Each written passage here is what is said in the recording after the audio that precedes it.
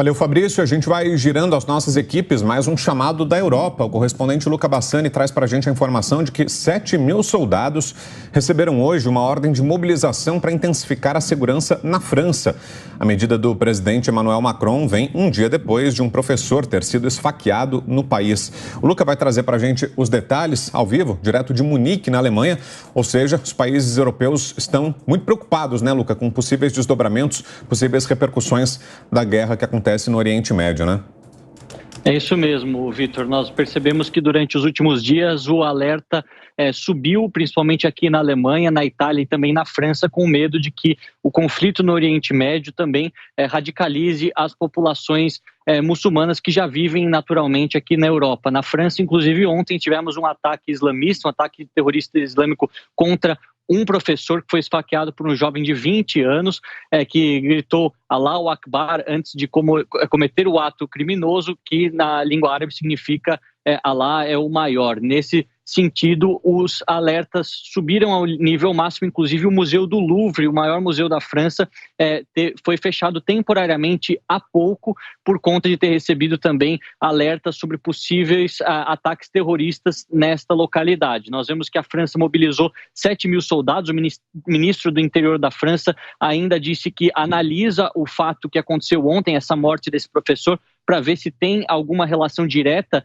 com aquela conclamação que fez o Hamas para todos os seus simpatizantes se manifestarem no mundo. Ele disse que há evidências fortes relacionadas a isso, mas ainda não se pode concluir 100% que esteja relacionado. Ao mesmo tempo, a Polônia, em sua capital Varsóvia, também cercou uma região, fechou e aumentou o nível de segurança por ter recebido também algum alerta sobre terrorismo. Lembrando que a Polônia, nos últimos 20 anos, é um dos únicos países europeus que não teve um único ataque terrorista. O governo polonês se orgulha desse fato e inclusive diz que é um resultado da política migratória do país, que não permitiu a entrada de refugiados em nenhum momento durante essas 2 décadas. É um debate também muito complexo, muito extenso, que surge dentro da Europa e que tem efeitos diretos na política interna. Lembrando também que aqui na Alemanha e na França, durante os últimos dias, o governo acabou proibindo as manifestações pró-Palestina por terem percebido também um aumento no discurso antissemita, no discurso até mesmo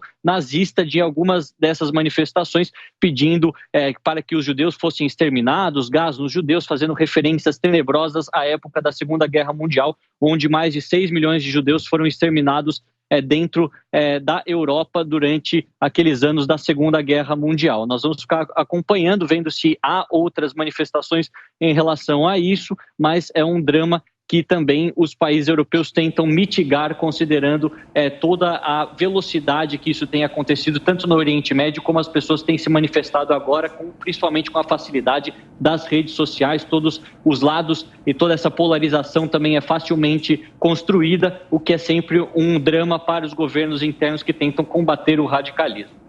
Pois é, e a gente tem um número que ilustra justamente isso que você estava falando, Luca, mostrando essa preocupação dos países europeus. Segundo a polícia de Londres, foram registrados 180 casos de antissemitismo entre os dias 30 de setembro e 13 de outubro na cidade. O primeiro-ministro do Reino Unido, Rishi Sunak, afirmou que o país tem tido um aumento repulsivo de incidentes antissemitas desde o ataque do Hamas a Israel no último sábado. Sunak afirmou que o Reino Unido não irá tolerar a incitação de ódio, violência, racismo e comportamento intimidador. O premier, que conversou com Benjamin Netanyahu por telefone na última quinta-feira, já havia dito que Israel deve tomar todas as precauções para proteger civis em Gaza.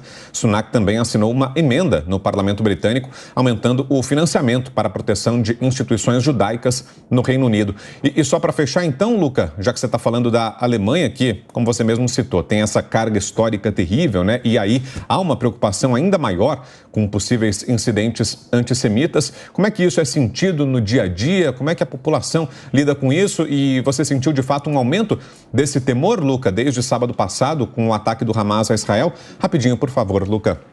Aquilo que vemos aqui, Vitor, é que por conta desta carga histórica, essa dívida histórica e moral com o povo judeu, muitos dos governantes europeus têm aumentado a segurança das sinagogas, das escolas e dos bairros onde há uma maior concentração de judeus. Mas, do outro lado, nós temos também uma grande população de muçulmanos, principalmente árabes e até mesmo palestinos, que se colocam numa posição automaticamente pró-Palestina, não necessariamente a favor do extermínio do povo judeu, mas muitos desses discursos de ódio acabam, então, se infiltrando nessas manifestações, e esse aumento visto pelo primeiro-ministro Sunak é algo que também foi observado dentro da França, dentro da Itália e dentro da Alemanha, e obviamente que esses 4 governos, como são alinhados a Israel e também têm uma carga histórica negativa contra o povo judeu, estão fazendo tudo para aumentar a segurança dessas comunidades e evitar com que também crimes de ódio e até mesmo mortes aconteçam aqui dentro do continente europeu.